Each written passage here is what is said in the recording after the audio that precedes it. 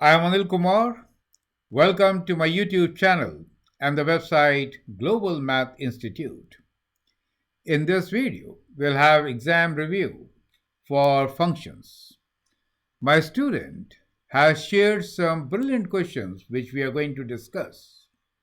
They deal with step and ceiling function combined with the complexity of composite functions. So here are four questions which we are going to discuss. You may pause the video, answer these questions, and then look into our suggestions. Our approach, engaging minds, help us to perform much better. We can now connect to context, visualize strategy, apply learnings, and bridge the gaps. Engaging minds help in creative thinking and problem solving. Gain the confidence. Get ready for future. We develop both mathematical and social skills. I can be part of your success story. Build strong foundation and ensure bright future. That is the gift of education. You can always contact me on the email address given. Join my classes. Let us now enjoy the class with Aryan. Yeah, in today's class, I would like to work on uh word problems dealing with piecewise functions and also review for my test which I have Okay, so tomorrow you have a test in which you have piecewise functions and what? tomorrow. Composite functions, Composite functions. inverse functions, and absolute value functions. Very good. So do you have questions to share? Yeah, I sent them to you. Oh, you send me. Let me just share Yeah, questions. and then the other ones are in the folder.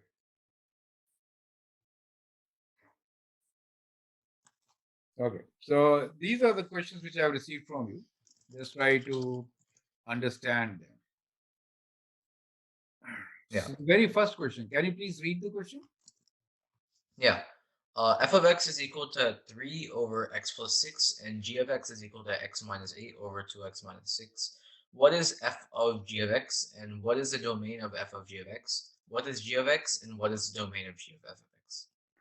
Correct. So when we talk about domain of composite function, then it is restricted to the inside function, which is g of x in this particular case. Correct. Yeah. So we'll look into this in a different way. So first, let us find what f of g of x is. So f of g of x is given to you as x minus 8 over 2x minus 6. Now, function is given to you as 3 over x plus 6. So replace x with the argument, which is x minus 8 over 2x minus 6. So what we get here is 3 Yeah. over x now becomes x minus 8 over 2x minus 6, and we have plus 6. So that becomes your function of function. Okay? Okay. So we can Yeah. simplify this. So we have 3 in the numerator. And then denominator, we can take 2x minus 6 common denominator. So we have x Yeah. minus 8 plus 6 times 2x minus 6. Now this 2x minus 6 can be written in the numerator. So basically we'll have 3 times 2x minus 6 divided by, you can simplify this expression, which is x plus 2x, which is 13x, right? 12x plus x Yeah. minus 8 minus 36 is how much? 44 minus, right? Minus 8 and 6 times 6 is minus 36. So 4 and 4, 44 minus. So that becomes your Yeah. rational expression, which is like function of function, right? Now look here. When you began with g of x, what is the restriction on g of x? It The, cannot be the equal to restriction. 3, Yeah. right? When you're saying g of x is equal to x minus a over 2x minus 6, right? So that means that x is not equal to 3. Since that is going to give you a 0, correct? Okay. Yeah. Yeah. It's like the asymptote. So x cannot be equal to 3. Correct. X For cannot that. be Yeah. equal to 3, right? So that becomes one restriction straight away because that is the asymptote in this particular case. And when you do this function of function, you finally land up with denominator of 13x minus 44, right? So that gives you another restriction where it is x is not equal to 44 over 13, right? Because that gives you the restriction on the final function. Do you get the idea? Yeah. So with Oh, this, okay. Yeah. Wait, you mean 44 over 13? You wrote yeah, 32. oh, sorry, 44 over 13. Yeah, Yeah. yeah. 44 over 13. Because your final function, which is function of function, has that in denominator. So you have to consider both as your restrictions. You understand? Yeah. So Okay. basically, on a number line, you have two restrictions here, which are not equal to 44. Let's write one is not equal to 3. So, okay, so let's say this is 3. The other one is, let us say, 44 over 13. So, well, this is more than 3 actually. So 44 over 13 will be here, right? Let's say that is 0, right? So when you write Yeah. restriction, you can use many conventions. One of them is that you everything you could write x belongs to real numbers so that x is not equal to 3 and 44 over 13. Is that clear to you? Yeah. Yeah. I You could understand. also write the same restriction as from minus infinity to 3 union from 3 to 44 over 13 and then from 44 over 13 to infinity, right? Or this, correct? So there are different ways of writing the restriction, and that is how you could write the restriction. Is that clear to you? Yeah. So that becomes the domain of f of g of x. Perfect. Yeah. The other part is like finding g of f of x. So you can do again the same calculation which we did and arrive at the result. And part D, can you do it on your own? Yeah. Yeah. Yeah, It's a similar, domain right? of G. They are similar. Yeah. Okay. That's that.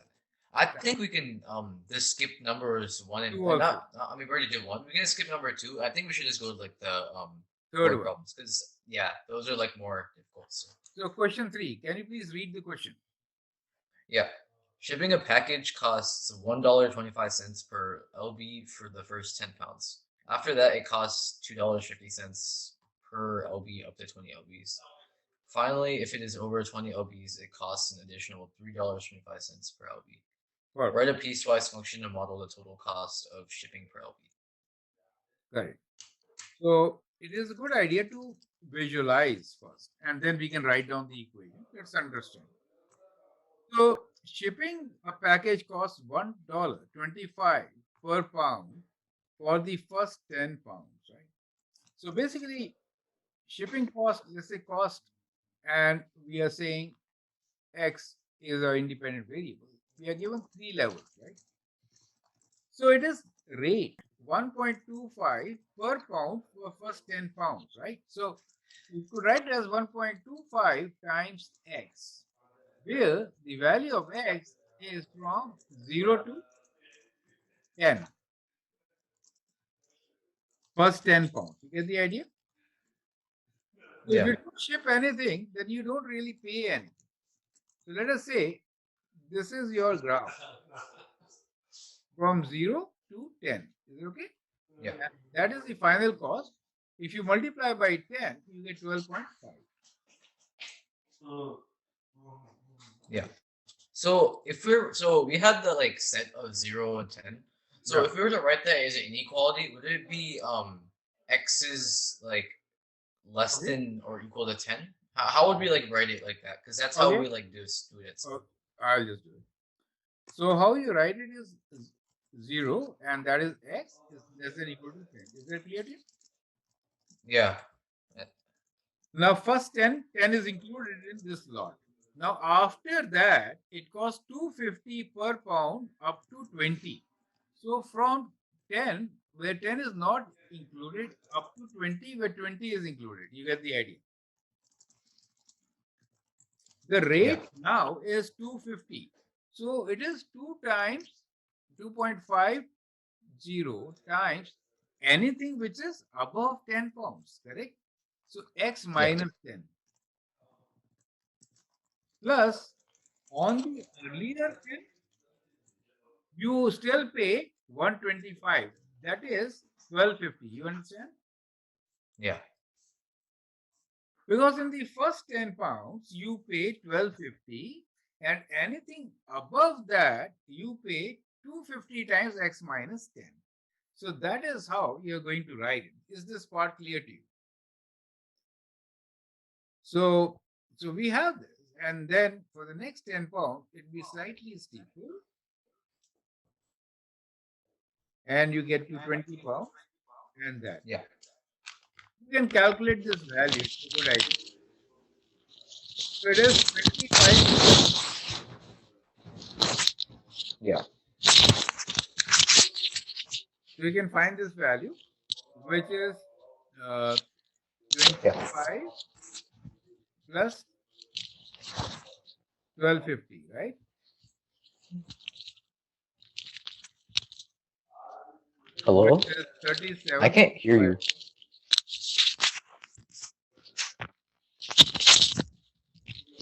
Yeah, there's some disturbance. So if you want, uh, are you able to hear me now? Hello? Are you able to hear me now?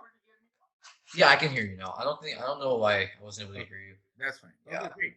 So let me get back to the second piece, which is after that, it costs $250 per pound up to 20 pounds. So from 10 to 20 pounds, additional rate is 250 per pound. So 250 times x minus 10. On the first 10 pounds, you paid how much? 1250. So you add that. You get the idea? So you in the graph, it will look something like this as shown. Yeah. Here. Now let's look into the third piece, which is finally, if it is over 20 pounds, it is cost an additional 325 per pound. So 325 addition to if it is more than 20 pounds, right? Plus on first 20, how much do you pay? 37.50. You get the idea. So on Yeah. above 20, you pay at the rate of $3.25. And before that, you already paid 37.50 for the first 20 pounds. Like this. You get the idea? Yeah. Yeah. Let me draw a bigger diagram. So basically what we have here is this is 1 unit and rate charge is $10. Now that's the Yeah. second unit. And in between, let me draw another line because it is, Yeah. let's say this is 10, 20, 30, 40, 50, kind of like this. However, we are going in multiples of threes. So it's kind of, so we have 3, 6, 9, like this, right? So, so for this interval, we are paying, that is your function, is it okay? And then we have from here to this. So this is from 1 to 2, but if it is half an hour, it is 1.5. You get the idea. So if it is 1.5, you are paying 3 extra. Yeah. Now check. If it is t is 2, for example, so t is 2, 2 minus 1 is 2. T minus 2 minus 1 is 1, and divide by half is 2, right? So it is 2 blocks of 3 times. If I write t as 1.5, in that case, I get a result which is 0.5, right? Yeah. 0.5 divided by 0.5 is 1. So One. ceiling is 1 times 3. You get the idea. Yeah. If I have a value which is 0.4, for example, 1.4, right? Yeah. Let's say 1 hour and 20 minutes, something more than 1 hour. And if I divide by 0.5, I get a value which is less than 1, correct? So that decimal value, when round higher, will give you 1. And 1 times 3 will give you 3. So it will be additional 3. You get the idea, right? Yeah. So we'll use a ceiling function here. So the ceiling function is represented by like this. Yeah. So now we can say that for the first, what do you say, 4 minutes, right? Yeah. We have the It's four. ceiling function. Every It's half 4 hours. an hour, every half an hour is being paid extra 3. So the function will be something like this. So the cost function now will be what? Initially it is $10 for 0 to 1 hour, right? Yeah. Now it is $10 plus 3 times for every half an hour. So I'm having a ceiling function. So t minus 1, since for the first hour we have paid, divide by 0.5, which is half. That becomes Yeah. your function. So you pay for every half an hour $3 from taking away $1, 1 hour, right? So Yeah. this is being done when the time is from 1 to 4, right? Not Yeah. including 1, but including 4. That is how it is. You get the idea. Yeah.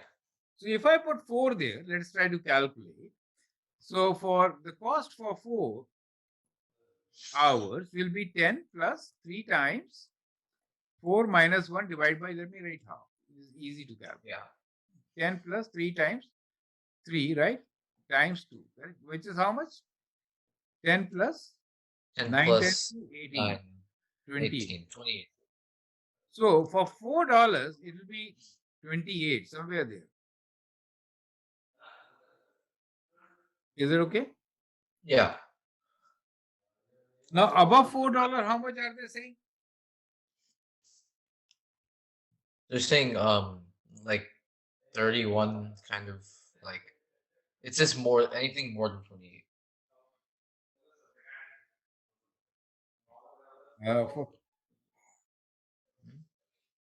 For anything more than? Yeah, anything more than Yeah, anything $4. more than What is the 28. condition in the question? Can you please read the question? Yeah, yeah. Yeah, what is Um the condition?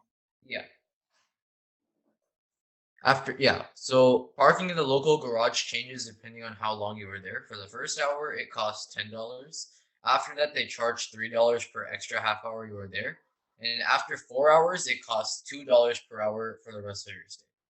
Two So dollars per hour, right? $2. That's right. So 28 plus $2 any time above 4 hours. Is that clear to you? Okay. Okay. So that becomes the third piece. But what you need to understand here is the ceiling function. You understand? Yeah. Okay. Ceiling function means we represent like this. This is like ceiling, upper value. If I have Yeah. 7.2, right? So 7.2 will be treated as 8, higher value, rounding. You understand? Yeah. That is what ceiling function is. So you are going to the higher value. If it is 8, ceiling is also 8. It is an integer higher value. Yeah. So you're going to use ceiling function in this particular case to represent this situation. So let's get back to your question. Let me just clear this and Okay. stop sharing. And Let me share your question again. Right. So this was question number 4, which we are trying to do.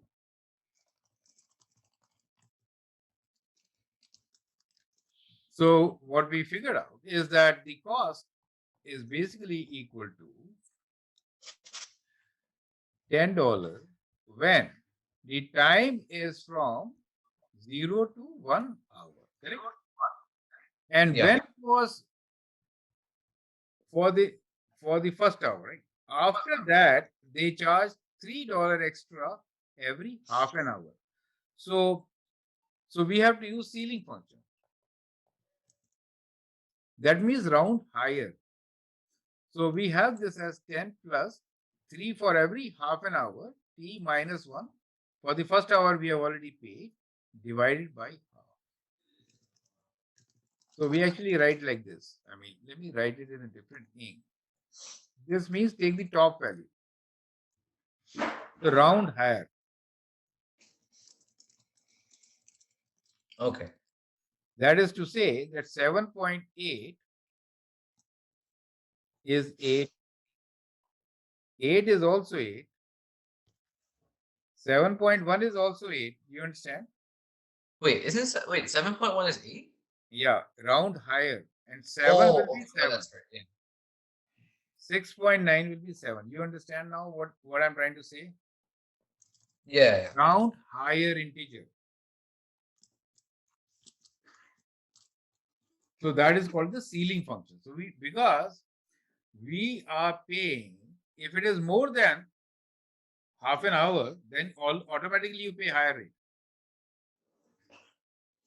So on the graph, it will be shown like this kind of. I'm just making a part of it. For the first hour, you pay 10, and then each hour, half an hour, you pay like this $3, $3. You understand? Yeah, yeah. So like this, it moves. The last Okay. part is filled in. That is why we are using ceiling function. And this Okay. continues in the steps of 3, right? This continues in the step of plus 3, correct?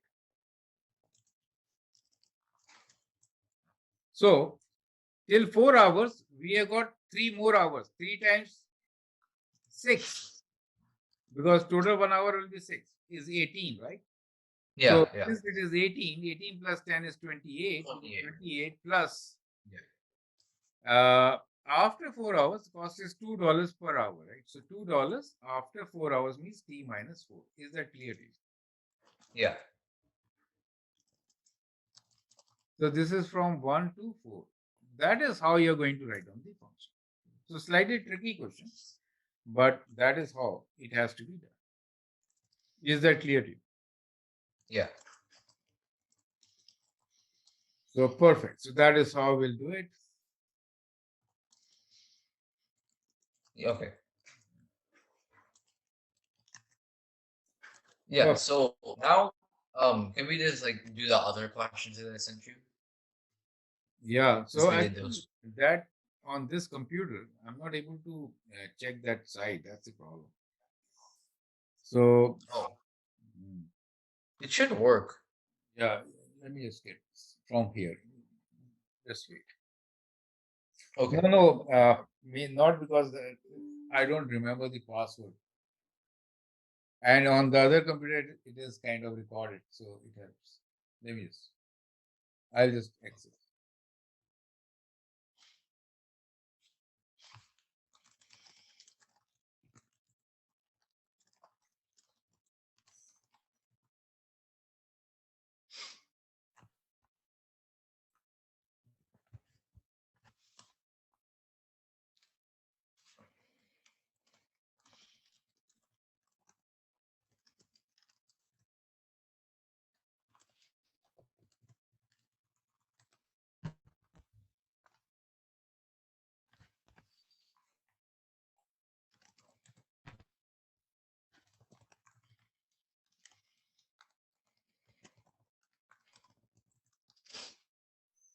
I'll email to myself from there and then we'll work on it. Give me a minute. Okay.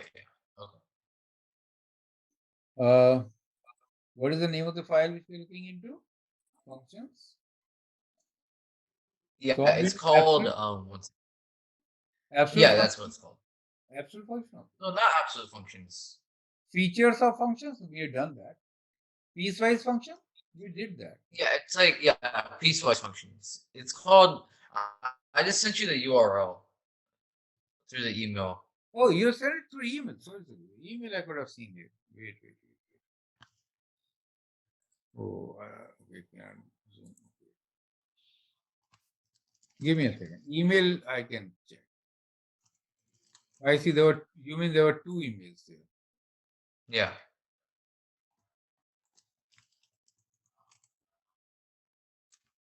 Perfect. I think I got this one. So let me share with you what you have sent just now. Here it is. This is what you have sent, right? yeah. That's Perfect. what I sent. Oh, great. Okay. So let's look into this.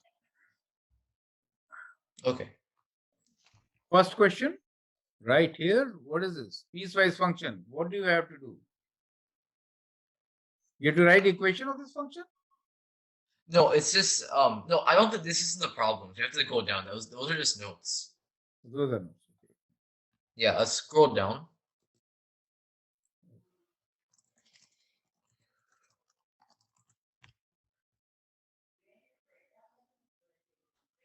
These are the problems which you have to do? Yeah, those are problems. Okay. Correct. Let's do it.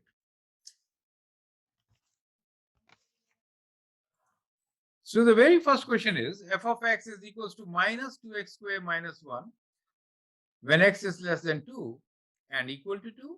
And when x is greater than 2, it is 4 over 5x minus 5. Find the value f of 0.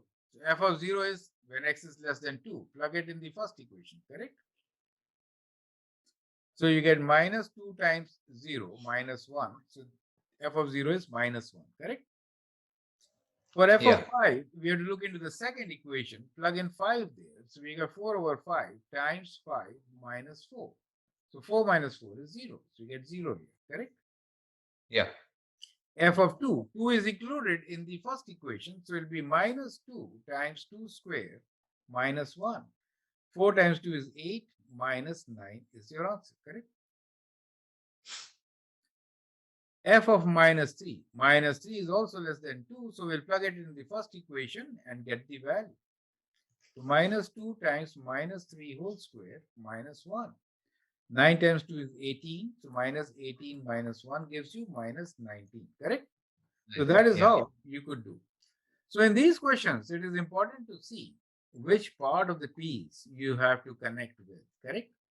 Now I'd like you Yeah. to answer question number 2. F of minus 5 is what? Tell me. Yeah. Minus f of minus 5 is First piece, right? X less than yeah. equal to minus 3. Correct? So you say minus Yeah. 5 whole cube minus 7 times minus 5. So it I is think yeah. minus 125 and plus 30 Plus 35, which I think is minus 90. minus 90. So that is how you're going to answer, right? If it is 11, that means you're looking into the second piece. So it is square root of 22 plus 3, right? Which is 25 and square root is 5. And if it is 3, you are looking into this second piece, which is 8, right? Which is a constant function. Yeah. And if it is 0, you are looking at, again, the constant function 8. So that is how we have to answer. Is that clear? Yeah, that's clear. Would you like to answer the third question? Yeah. Okay. Sure. F of minus 1 is what? Tell me. The second one, so it is just 1 plus 3, 4. So yeah, so 1 Yeah. minus 1 is 3, which is 4. Correct. So like this, you can answer easily. Similarly, let's move on to question number 4. Can you tell me what is f of 1? Yeah, f of 1 is just I think it's the yeah, it's the third one. Oh no, sorry, the second one. Because it is equal to Yeah, right there, right? equal to that. So you have to be careful in selecting, that is all. Otherwise, it is not very difficult, right? So I'll clear this. Yeah. and we can look into other questions. Yeah. So I think we can just skip these as well because this is simple, just like plugging in. Yeah, yeah, there are So the. yeah, we can just go all the way down. Okay, sure. Yeah, keep going. And then yeah, there's this word problem here. Number 4. Okay, let's look into this. Can you please read the question? Yeah. Sully's blood pressure changes throughout the school day. Sketch a graph of his blood pressure over time. Label the graph. Let X stand for the time since 0800. I think it says 800. 8 hours? So Yeah. 1,000, yeah, 8 hours. So 1,000 would be X is equal to 2. 1,200 would be X is equal to 4, etc. Sully's blood pressure starts at 90 and rises 5 points every hour for the first 4 hours. Sully chills out for lunch from 12 to 1 and maintains a cool 110 blood pressure. Last period of the day hits from 1 to 3 and Sully's blood pressure rises from 110 at 10 points per hour. And school ends and Sully's blood pressure starts dropping 2 points per hour until it's 8 o'clock at time. Correct. So label the graph. Let X stands for time since 8 hours, right? So time since 8 hours. So 10 would be 2, right? So 2 is, this is like 8 hours. Is that okay? So 8 hours is 0. You get the idea? So 10 hours when the time is, it is 2 along the time period. So this is time. Is that okay? Yeah. And blood pressure is given,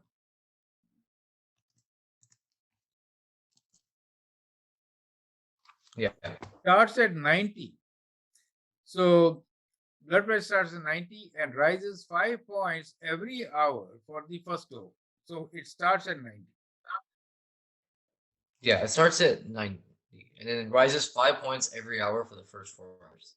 So first 4 hours, 5 hours. So 5 means 95. So at the end of 4 hours, it will rise by 20 hours, correct? 20 points, correct? So 5, 5, 5, 5, right? 20 points. So 90 plus 20 is 110. So at the end of 4 hours, it will be 110. Is that clear to you? That is a straight rate. Yeah. So at 4 hours, it will be at 110. At 0, it is at 90. Because it is rising at the rate of 5 points per hour. So 5 times 4 is 20. So we add 20 to it and we have a straight line. Is that clear? Yeah. So every 2 hour, 10 points. Do you see every 2 hour, 10 points? Yeah. Yeah. Okay, now Sully chills out for lunch from 12 to 1 and maintains 110. So this is 8, 9, 10, 11, 12. So this is 12 for you, right? And then 12 to 1, it is a horizontal line, maintains. Is that clear to you? Yeah, that's clear. Let me use a different ink. So this is second part. Now, last period of day hits from 1 to, so you are at 1 now. 3. Sally's blood pressure rise from 110 at 10 points per hour. Not it is steeper, right? So it's going 10 points per hour, like this. From 1 to 3. So right 1. Sorry, from here. 1 to 3. Do you see that? This is 3 p.m. Yeah.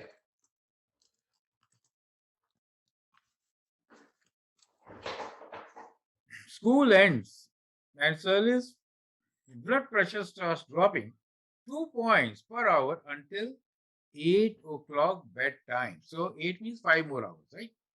So 7 and 5, Yeah. 12. So 1, 2, 3, 4, 5.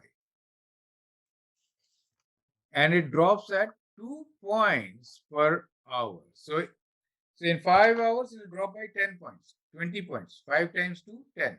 10 points. Yeah. So from 130 minus 10 will be 120.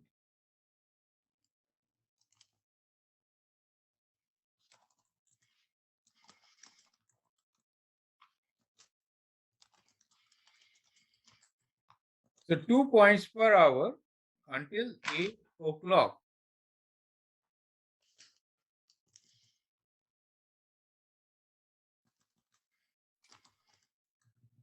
Is that clear to you? Yeah. So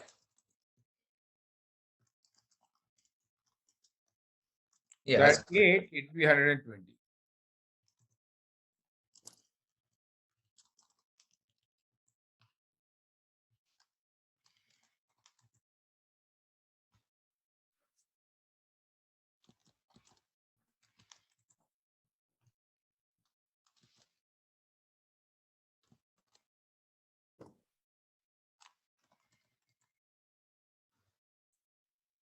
Okay, let's look into the next question.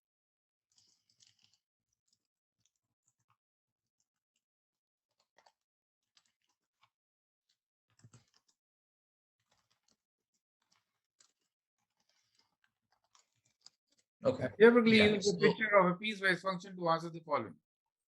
This is clear to yeah, I you? don't think we have, I don't. I think I can do this. I don't think that's a problem. I think What we could problem? just do.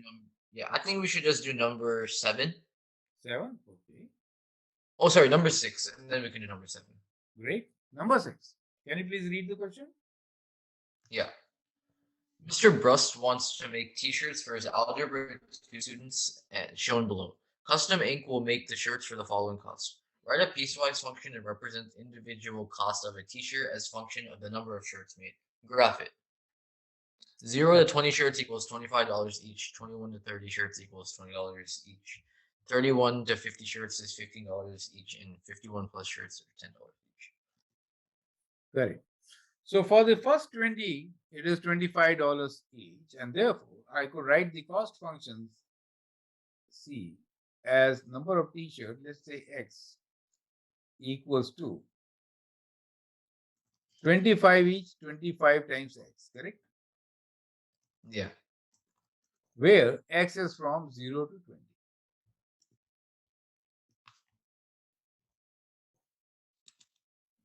Correct? Now, if there are 20 shirts, how much did you pay? You're 20 playing times 25 20. each, so 25 times 20, which is 500. So you have paid 500 plus. On additional, it is $20 each, right? Anything above 20. Is that clear to you? Yeah. And that is what you pay from 21 to 30 shirts, right? So I say when you're more than 20 but less than equal to 30. Is that clear to you? Yeah. Now, if you plug in 30 in this equation, then it becomes 500 plus 200, which is 700, right? So you have paid 700 for the first 20 shirt, and then 15 additional means you are paying $15. $15. Yeah. Any shirt which is above 30, is it okay? And that is when we're talking about 30 to 50 shirts. Yeah. This is not that's clear. Now, if I plug in 50 here, then 50 minus 30 is 20. So 20 times 15 is 300. 300 plus 700 is 1000, right? So it will be 1000 plus any additional is $10 each. Addition to 50. Yeah. You get the idea, right? So Yeah. X is greater than 50. So that becomes your function. Is that clear to you?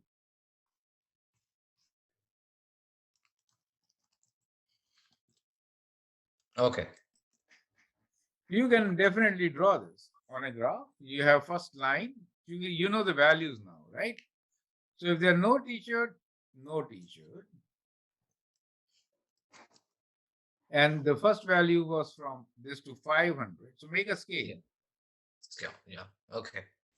So 1, 2, 3, 4, 5, 6, 7, 8, 9, 10. It's a 10. 10, right? So we Yeah. got value which is more than 1000. So we'll use each as 200 each. Is it okay?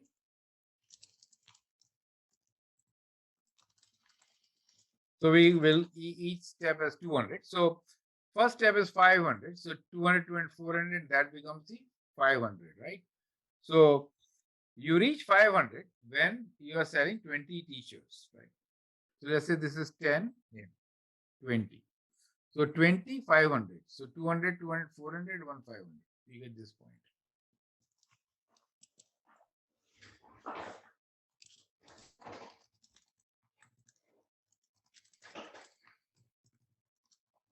So each unit we have taken as 200. Now, if the number of t-shirts is 30, then maximum is 700. So, so at 30, so 10, 20, at 30, we have gone to 700. 500 plus 200.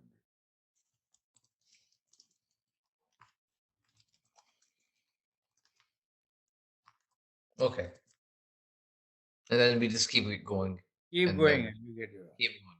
Yeah, you can write down here cost. What have they given? Write piecewise function to represent individual cost of t-shirts as a function of number of t-shirts. Number of t-shirts.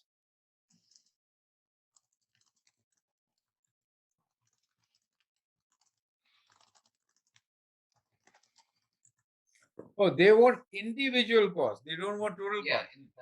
Sorry. Oh, okay. Wait. Oh, yeah. It says represent Yeah, individual costs. Yeah. individual cost. Yeah. So I made a function which is like total cost of so many shirts. Let me erase this. Okay.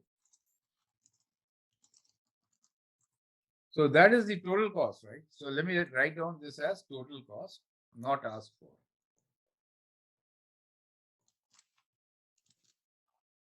Now individual cost. Let's answer the question. Yeah. So individual cost is a flat rate. I mean, you get the idea, right? So cost as so it is given Yeah. already. $25. Yeah. It's already given. Yeah, so that Yeah. is not a big deal, right? So I was not thinking that. If it is 0 to 25, correct? So basically $25. So this is, let's say this is each $10 each, right? So 10, 20, 25 will be this for the first 20 shirts, 10, 20. Yeah. And And then 21 to 30 is $20. So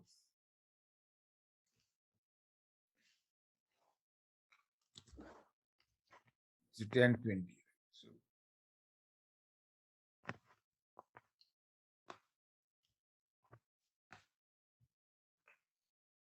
each, this is each.